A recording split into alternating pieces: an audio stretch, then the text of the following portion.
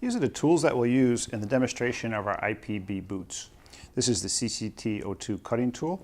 We have the CST-600 prep tool. We have the CST-400 prep tool. And we have our CTU universal crimp handle. This crimp handle right now happens to have a 610 hex die in there. That's our 3190-203 die. And here we have our 429 hex dies, our 3190-202 crimp dies. These are for crimping the LMR 400. What we're going to do is we're going to combine a piece of LMR 400 and LMR 600 together using our EZ style X series connectors and CST tools. We're going to put WSB strain relief boots behind them, and we're going to use IPB boots to seal up the entire mated interface, as if you were connecting an antenna feeder to a jumper cable or making a splice out in the field between two pieces of cable and you wanted it weather sealed. Using the tools that we have and the connectors that we have, the products that we have, this is a very simple, very consistent way to go about this. First thing we'll do is we'll take a piece of our LMR 400. We'll take our IPB boot. This is a IPB 400 NF.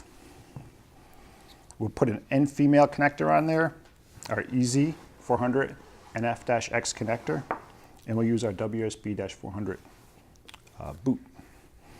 We'll cut the cable nice and cleanly, 2-3 inches back from the end of the cable using our CCT02 cutting tool, like so. We'll take our silicone lubricant. We'll place just one drop of the silicone lubricant onto the cable. We'll take our molded silicone boot, our overmold IPB boot. We'll place this over the cable like so. Slide that back on the cable. And since this stuff dries so fast with no residue at all, it's environmentally friendly, we'll put one more little drop on there of that lubricant, and we'll take our WSB 400 boot and we'll place that also over the cable, like so, and slide that back a little bit, just like that. Now we'll take our crimp ferrule, place our crimp ferrule over the cable, take our CST-400 tool, make sure there's nothing stuck inside one there, place it over the cable like so. Start pressing and turning, pressing on that thumb switch. Once that thing bottoms out, makes an extra revolution or two. At that point, leave it depressed and just pop it off the cable. Take that whole pellet off, got a nice exposure on the center conductor. You flip it around to side 2, and you'll notice there's a Deburr tool built into the end of the tool. You place that over the center conductor of the cable, and just a half a dozen times maybe, just back and forth. And what you'll do is you'll put a nice chamfer on the end of that cable, end of that center conductor. Now, you remain on side 2, place the tool over the cable, and just like an old-fashioned pencil sharpener, you spin the tool until it spins freely, just like so. So at that point, you get a nice prep on there. You take your EZ style X series connector, spring finger, there's no soldering. A lot of advantages to this connector. Tri-metal plate, good corrosion resistance. You got these ribs in the back to help with strain relief. In this case, it'll lock onto the WSB boot that we're using. Great VSWR performance. You know, one of the nice things is all the connectors that are X series, they all have the same strip dimensions that work with that CST tool. So at this point, we just take the braid wires and just fold them back a little bit from the core. No need to comb them out or anything. This is designed to be a nice snug fit, this connector. You'll just get it started, it's already a snug fit onto the cable. You push it, you feel a little resistance here. It comes in contact with a center conductor. Give it one extra push and turn it. That's those 4 fingers, beryllium copper fingers riding up on the center conductor. Take the ferrule, bring it up forward. Notice those braids are right where you want them to be. They're right where you'd like to see them. So at this point, we'll demonstrate how this universal tool can be used for both sets of cables. Right now we have the 610 hex die in there. We'll put the 402 die in there. We'll just take one of these dies, place it underneath the lower die there, squeeze the tool and release it, and that will pop out the lower die. That upper die, just take the blade of this tool here, this CCTO tool, and pop that out. You got both of those larger dies out now. These dies have a groove in one side. You got to line that up so you know they're orientated, the top and the bottom. You can't mess it up. Pop that bottom die in, and now you're all set to go right there with the 429 hex. So we're going to want to crimp that just right at the very back of the connector. And we're going to want to crimp it just once, right at the very back, like so. So you notice there's a little bump in the ferrule there. You want to let that remain. That's by design. You don't want to crush that jacket, change the impedance of the cable, alter the performance. So we're going to leave that just the way it is. We're going to bring that WSB boot up forward. We're going to apply a little bit of lubricant. And you may even hear, as that boot comes up, you may hear that snap onto the back of the connector like so. So you get a nice, strain relief, a nice seal there. And you also notice you have this IPB boot back here. So now, the other part of the equation here, we'll take the LMR 600. What we have is another IPB boot, where you have the opposite gender, where you have a male boot designed for LMR 600. It's the IPB-600-NM. We're going to use an N-male connector, EZ style, which happens to be the EZ-600-NMH-X. And we have our WSB-600 boot, of course. So same basic process. We take our CCTO2 cutting tool, get it 2 or 3 inches back from the end of the cable, cut that cable, and leave it nice and round. We'll take a little bit of our silicone lubricant.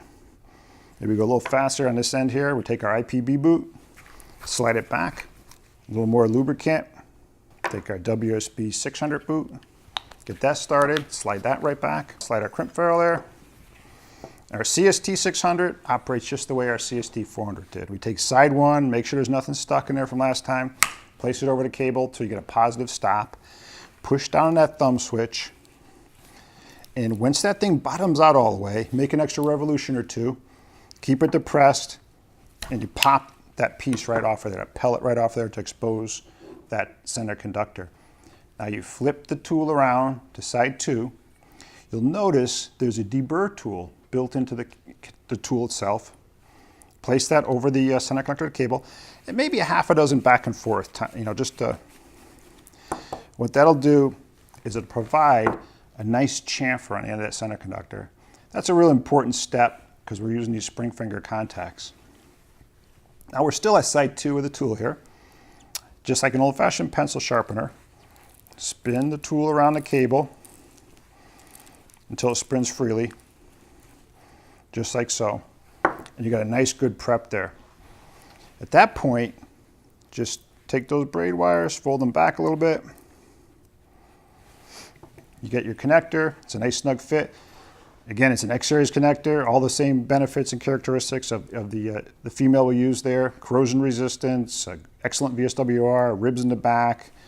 All the 600 connectors work with this CST tool, the X-series versions. We get this started. It's a nice snug fit. Push it. You feel it come in contact with the center conductor. Give it one extra push. That's those 4 beryllium copper fingers riding up on the center conductor of the cable. You take this ferrule at this point, bring it forward, and look, those braids are right where you want them to be. No need to trim them with a pair of scissors or anything. Now we get to change this once again.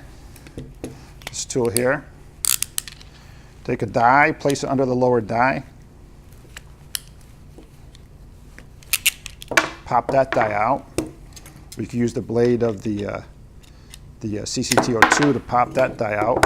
We'll take our 2 larger dies. Again, they're orientated, so you can't mess them up. One goes in the bottom, one goes in the top, like so. We're going to crimp just once at the very back of the connector. We're going to get as close to the connector as we possibly can. Squeeze down, and we're all set at that point. So as we said, that this dries very quickly. This lubricant, put another drop of lubricant there. We'll slide that WSB boot up. You may hear something, lock on in place there. So that now created an IP67 seal at the back and a nice strain relief. And this may be a little overkill if you're using IPB boots, but we just wanted to take the opportunity to demonstrate both these WSB boots and IPB boots as a whole package with these easy connectors.